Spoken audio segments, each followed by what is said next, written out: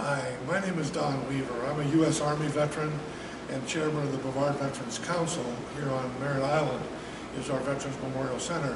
I'm here today to talk to you about a very significant national holiday that deserves special recognition, Memorial Day. I want to try to explain what it's all about and also contrast Memorial Day with another day that happens in November each year called Veterans Day. So we'll talk about the two. Right now I'm standing in the Veterans Memorial Center Military Museum in front of the Revolutionary War display.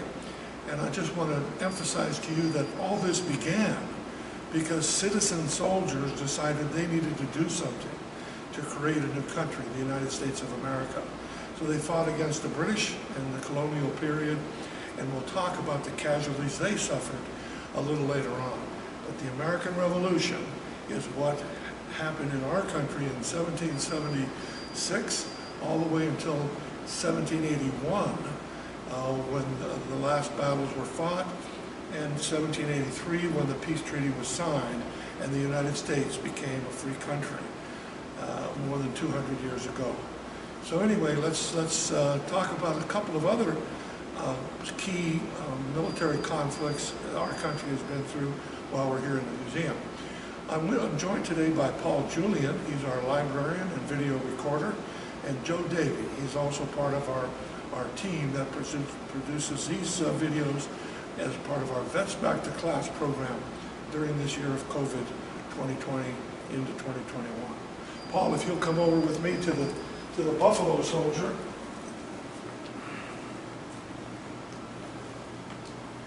It's only fitting that we stop at the Civil War next and look at our new mannequin depicting the Buffalo Soldiers and predecessor, and that actually was the 54th Massachusetts Infantry.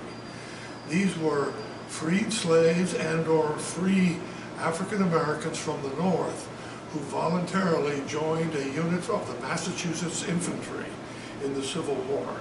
They suffered heavy casualties and were made famous really by an American movie called Glory. Denzel Washington played the lead. If you have a chance, go check out that movie, Glory, and you'll see the story of the Massachusetts 54th Infantry in the Civil War. The Civil War was the bloodiest of our conflicts. More than 600,000 men and some women fell in combat during the Civil War on both sides, and they were all Americans. The Civil War from 1861 to 1865, the bloodiest war that America has ever fought. We'll switch over. We're back here at World War I, the first war that the United States actually fought that involved a series of allies and incorporated over a third of the entire civilized world, which is why it became known as World War I.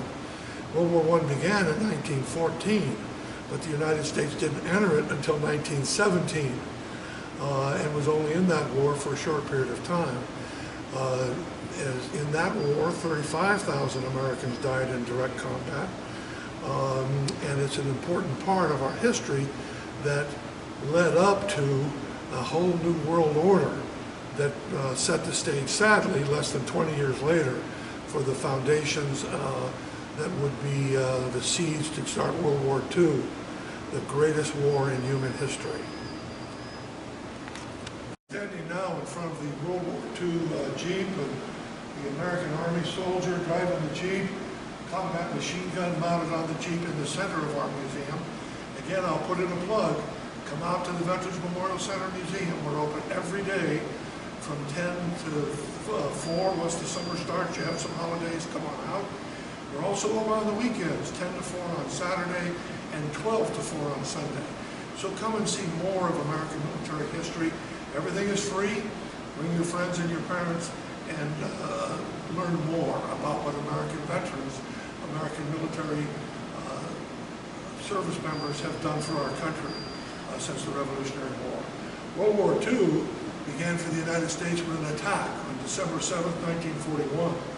The war had actually been raging just like World War I years before, and it traces to September 1st, 1939, when Germany invaded Poland. And that became the official start of World War II. So a couple of years later, the Japanese decide to attack us at our Navy base at Pearl Harbor, Hawaii. And by the way, Hawaii was not even a state, but an American territory at that point. But that was enough to propel us into World War II against them. Japanese, against the Germans, and the Italians. The three major countries that were on the other side trying to make totalitarianism win out in that war. So World War II ended with the atomic bomb being dropped on Japan in 1945 in August, and a peace treaty signed on September 2nd, 1945 in Tokyo Bay on a military ship that we're going to get a picture of in a little while, a model, the USS Missouri. Let's go to the library now and talk about all the sacrifices we've been alluding to with these wars and how important it is to understand what Memorial Day means and what Veterans Day means. We're in the library now of the Veterans Memorial Center. We have over 4,000 volumes and quite extensive history on each of the battlefronts of the American history that you saw in the museum, from the American Revolution to today's combat activities in Afghanistan. Remember, Afghanistan has become our longest war, over 19 years now, and this is has taken, and we'll talk about the individual combat of our current era a little bit later, but it's important for every American to understand what the history of American military service and sacrifice. So let's get back to Memorial Day, and let's talk about history. For whatever reason, there was no Memorial Day really formally recommended until after the Civil War. Remember, America was founded with the first shots in 1776, the Constitution ratified in 1789. That's a long period of history before we really were a country. So in those days, as you know from your studies, individual states had much more sway. So doing a national level Memorial Day to recognize all Americans from all states, from all parts of the country, you could understand would take a while longer. In the Civil War, even before the Civil War ended, remember I told you the 602,000 casualties, combat deaths in the Civil War were so horrendous that many individual states and individual towns even would hold what they called a special commemoration day that was known as Decoration Day. So they would decorate the war heroes that were still alive, but they would also read the names of those on the Union side, and to a lesser extent, as far as the historical record shows, on the Confederate side. They would read the names of those who had fallen during the previous month or year, however long they had before the service was held. It was actually not until 1868, 3 years after the Civil War ended, that Decoration Day was formalized, and ceremonies held every year at the end of the Civil War when General Lee surrendered to General Grant in Virginia in 1865. To commemorate that April Day, Decoration Day was established. As World War I approaches, you remember from the museum, World War I was the first war that the United States was actually involved in with allies in a very true world war against several enemies all at one time. In that sense, World War I was a change in terms of what we had to realize would happen, because despite the Spanish-American War, only 395 were killed in the Spanish-American War by direct combat. Many more died of diseases and other things. But it was all the wars after the Civil War until World War I, Indian conflicts, were relatively small casualties. But World War I, when we lost over 53,000 Americans killed in direct combat, it was realized at that point we have to do something. So Decoration Day was extended to after World War I, and finally, in the days between World War I and World War II, in 1938, Memorial Day was recommended to sort of separate the days of service and sacrifice at the ultimate level, death in combat, from Memorial Day to a date that was also started in World War I called Veterans Day.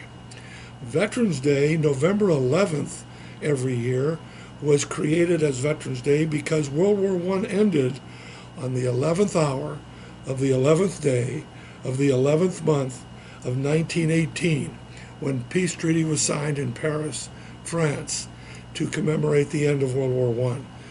Hundreds of thousands of people died in World War I, but only 53,000 Americans.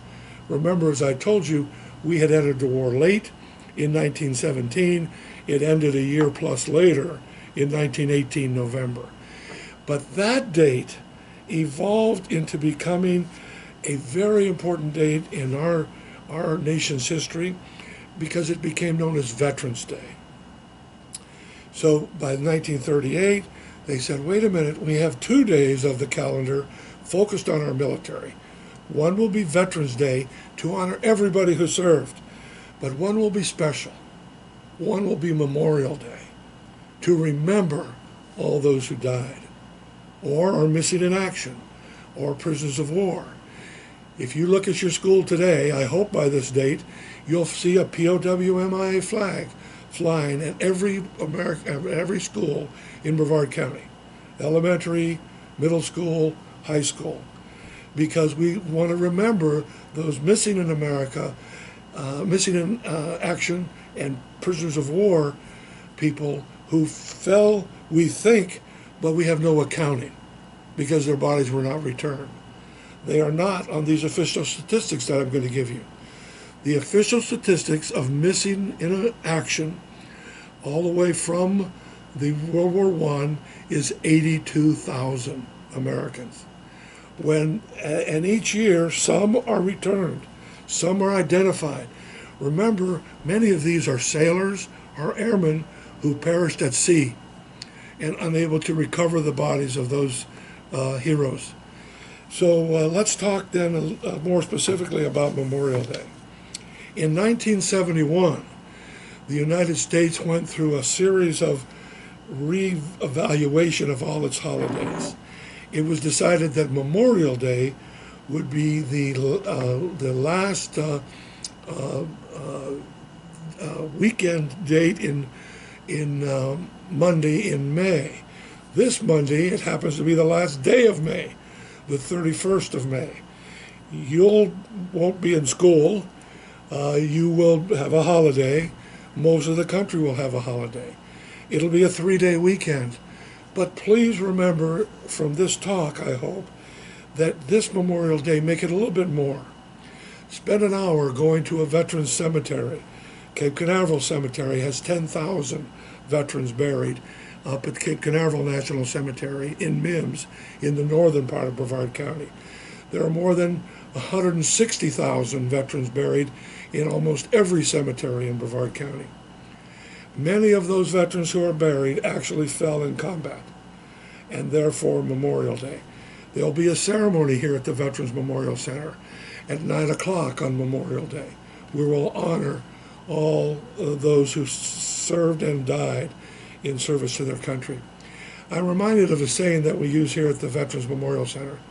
Every veteran who joins the service, be they drafted because of wartime or they enlist voluntarily, signs a blank check made payable to the people of the United States for up to and including their own life.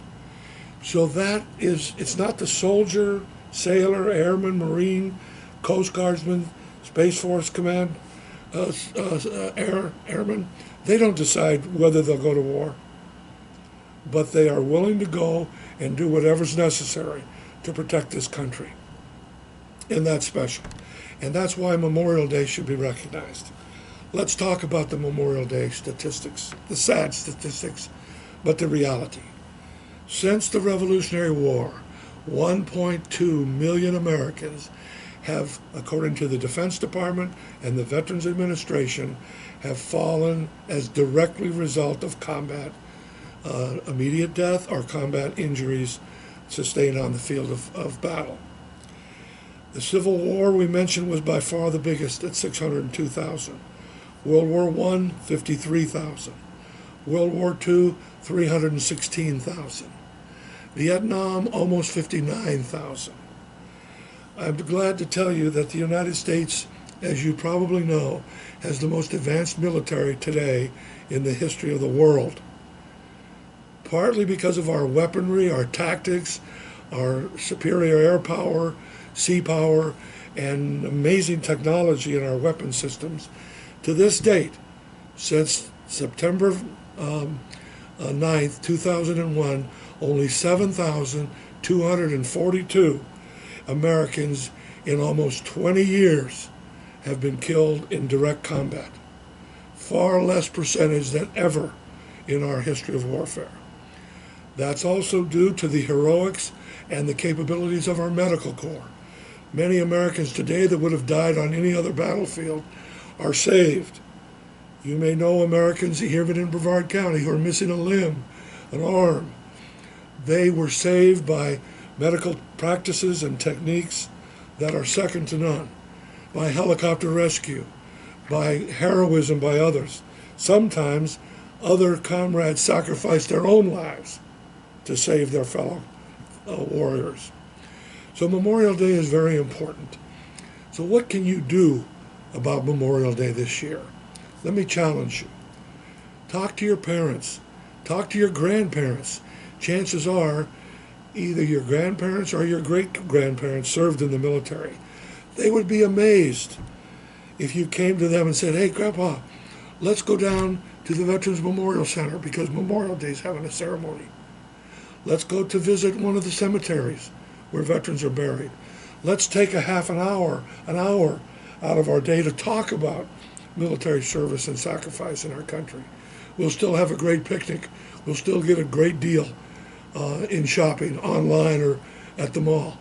But we will remember that May 31st, 2021, this Memorial Day, we all remembered, we all cared, and we all realized that those 1.2 million Americans who fell in combat since the Revolution have families, have relatives, have great-great-great-great-great-grandchildren that know their history and do not want their sacrifice to be forgotten. Memorial Day is a way to always remember, never forget. So I hope you understand now a little bit more about Memorial Day and why it's an important American holiday. Let's switch gears now to explain briefly the differences between Memorial Day and Veterans Day. You know how Veterans Day was begun. I told you about Memorial Day and how it should focus on the fallen. But Veterans Day is different. There'll be a big ceremony here on Veterans Day this year in November, when we honor as close to November 11th as we can get on the calendar. We'll honor every veteran who ever served in all the military services. In World War II alone, do you realize 18.5 million Americans were veterans when World War II was over? Today, there are less than 100,000 of those veterans alive. Within 5 years, it will be 1,000. So, but the veterans who served in World War II, Vietnam, Korea, all these other conflicts, they are all veterans who served no matter whether they went to combat or not. Remember, thank heavens, most years of American history, we weren't at war. But we had to have brave men and women who were willing to stand, willing to support us. Can you think of the millions of Americans who served our country from 1945 until 1991, who served in the Cold War? They manned missiles with nuclear weapons. They looked for Soviet submarines with nuclear weapons. They were stationed in Europe to prevent a massive attack during the Cold War from the Soviet Union. And they were knowing that the security, indeed maybe the survival of the United States and the world depended on that peace through strength concept. So remember, every veteran, every time in American history is honored and celebrated on Veterans Day. Memorial Day is a Remembrance Day. It's a reflection. It's an honoring. Veterans Day, it's a celebration. Let's celebrate our veterans. Let's hear their stories of service. Let's understand what veterans have done, because without veterans, there is no United States of America. Remember something also that's unique that you've learned when you studied the Constitution. America is one of the few countries in the world in 200, almost 50 years now, that has never had a military coup. There's never been a military takeover of the American government. Ours is a government of the people, by the people, and for the people. The government is responsible to the people. The military is responsible to the government. So remember, when you are old enough and you vote for the people that you trust, that when they get people into the military, they will use those military forces wisely. They will make sure that the military is well positioned, is given the best ammunition, the best training, the best capabilities possible, and will be able to go forward and fight and win any conflict they engage in. And that will ensure that America 500 years from now will still be the United States of America. I've enjoyed talking to you today. I want to thank Paul Julian, a Navy veteran. I want to thank Joe. He's Joe Davey is our technical expert who'll put this thing together. And I hope you've enjoyed this. Will probably be the last video you'll watch this year from the Veterans Back to Class Project. But I hope you've enjoyed the ones you've seen. Remember, they're still all available to you through the Secondary School Social Studies Director, Kimberly Garten. And you can get others that you missed. The total should be about 15 that we will have sent out since last fall. Have a great summer. Enjoy your time, whatever you're doing. Come back to school, we hope, in a school year that looks more like a totally normal school year in August of 2020. We want to say thank you, and we want to say let's all be grateful that we are living in the greatest country in the history of the world, the United States of America. Thank you.